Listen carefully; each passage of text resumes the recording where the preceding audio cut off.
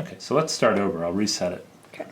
So you'll notice that the green and the blue rectangles are horizontal, and as we start seeing the yellow and the red, those are vertical.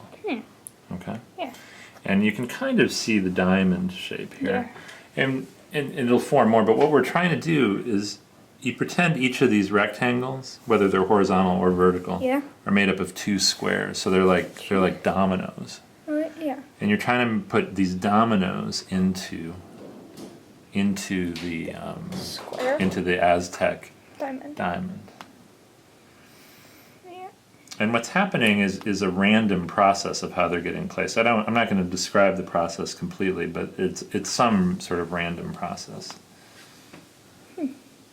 So do you see the tilings? And so this will be different than the one we saw before because of how it's random. But they seem to like magically group together. Yeah. As we get further. So that is one of the surprises. So what groups do you see forming now? The colors go together, and then there's the jumbled mass in the middle. Some colors are going together, plus there's a jumbled mass in the middle. It seems like there's sort of these bridges between. There's like a maze between the yellow and the red. Oh, interesting. So I'll go 10 steps at a time now, too. Doesn't really. Now it starts. These kind of start to take shape. What's taking shape? The groups of colors. Still seems to be some connections between the yellow and the red. So what do you notice about the tiling, like if we stop here, the tiling of this Aztec diamond? It kind of looks like there's these...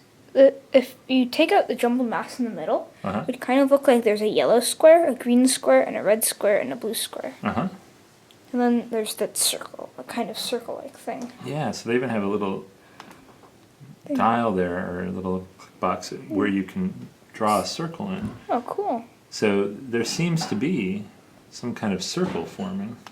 And if we keep stepping, the jumbled mass seems to always stay inside of the circle. Maybe there's a couple parts where it goes just a little bit outside. But it seems to kind of keep like that.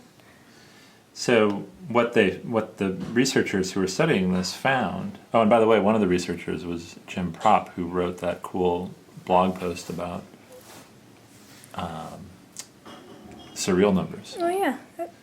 So what they found was that no matter what they did, it seemed like always on the outside of the Aztec diamond, it always became totally regular.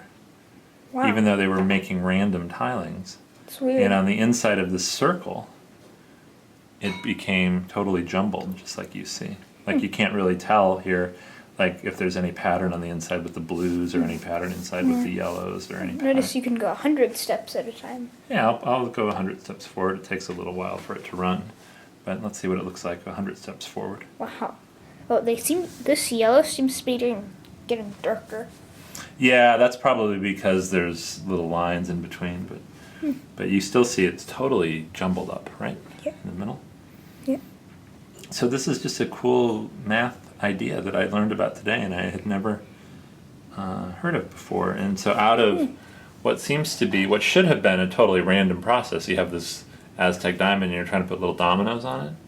It's weird. Out of that random process comes a lot of regularity on the outside and totally messed up on the inside. It's weird. Yeah. How does it do that? Yeah, maybe we'll play around with this a little bit more. Okay. All right. Hey, great work tonight, hon.